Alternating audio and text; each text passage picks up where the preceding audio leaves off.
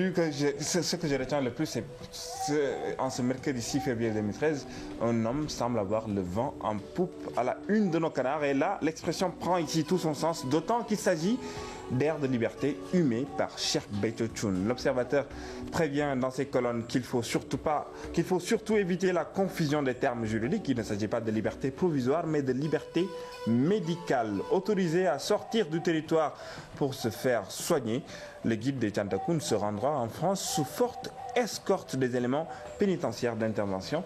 Dès son retour du rendez-vous à l'hôpital Pitié-Salpêtrière de Paris, Cheikh Béthio Thioune va réintégrer la prison, chronique d'une longue marche vers la liberté, retracée par l'Observateur, encore expliquée par le quotidien. C'est l'issue d'une évolution sémantique du rapport sur la santé de Cheikh Béthio Thioune. Le quotidien renseigne que d'incompatible à la rigueur carcérale, la santé de Cheikh Béthio Thioune passe de précaire, d'où la décision du juge d'instruction d'ordonner son transfèrement médical. C'est à la une du quotidien dans la capitale française pour lui permettre de bénéficier des soins nécessaires. C'est à la une du quotidien qui renseigne bien sûr, passons au quotidien, le quotidien qui renseigne que la santé de Cheikh Béthio Thioune est passée d'incompatible à la rigueur carcérale au statut de précaire, d'où la décision du juge d'instruction qui a ordonné son transfèrement médical dans la capitale française pour lui permettre de bénéficier de soins nécessaires. Durée de la permission, 1 mois, 30 jours, chrono, titre l'enquête.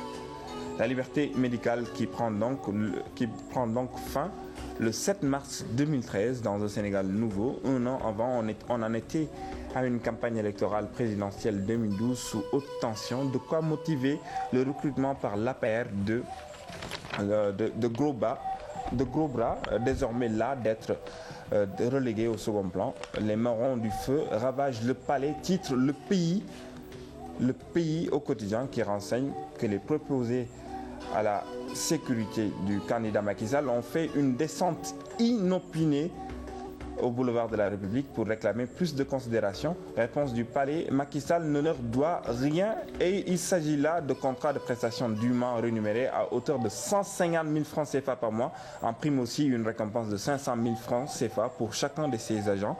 La présidence de la République qui affirme dans un communiqué que Macky Sall reste attentif aux problèmes de l'ensemble des citoyens. Il devra cependant être retenu de tous que le chef de l'État ne doit rien à chacun de ses manifestants et qu'aucune forme de chantage ne saurait prospérer. Prenons maintenant les airs. Non, pas du tout. Restons sur terre car l'aéroport international Blaise Diagne n'est pas encore fonctionnel. Libération parle du licenciement brutal de son patron. Une affaire d'État, la gestion de Abdoul Mamoudou Wane est jugée de dictatoriale. Le comportement du DG avait même fini par indisposer les Saoudiens qui avaient décidé de se retirer du projet AIBD à l'annonce du limogeage du DG de l'RTP. Le personnel jubile, c'est ainsi le premier limogeage de directeur sous l'ère Macky. Passons maintenant à Walfadjri qui enseigne de l'affaire qui Barça une sur le dossier de l'agence de régulation de la télécommunication et des postes. Comment Wade a sacrifié Ndongo Diaw. Ndongo Diaw qui ne bénéficie pas de liberté provisoire et introduite la semaine dernière, mais n'empêche l'ancien directeur général de la RTP a de quoi vraiment se satisfaire parce qu'il y a un décret présidentiel du temps de Wade qui quelque part qui le stipulait, mais oui, qui quand même le protège de ces accusations-là. Walfadjri qui renseigne comment le directeur Wade a sacrifié Ndongo Diaw. Pensons maintenant à la une de Sud Quotidien, le président Wade dont l'héritage est incarné par le Parti démocratique sénégalais. Le Sud Quotidien revient largement aujourd'hui sur le mal-vivre du PDS, traque de biens mal acquis, escroquerie et succession. Le mal-vivre du PDS dans l'opposition à la une de Sud Quotidien. Nos quotidiens sportifs reviennent quant à eux sur le match d'hier, le match nul des Lions face à la Guinée. les enseignements d'Alain Giresse. Un match a pour objectif de donner certaines informations dont j'ai besoin aujourd'hui. La prestation est ce qu'elle est.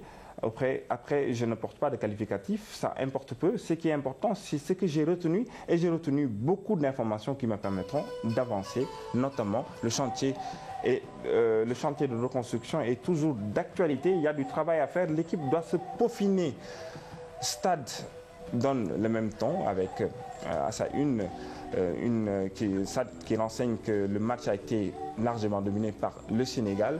Le Chili résiste au Lion à la une de Stade. Stade aussi qui donne les affiches du jour à la CAN. Mali, Nigeria, Burkina, Ghana. Des affiches alléchantes qui promettent de belles prestations. Sunu Lamb, Barça 1 avec une question. Balla Gaye 2 a-t-il chassé Yekini? Depuis sa défaite contre le Lion du Guédiawaye, on n'entend plus parler du roi de Bassoul.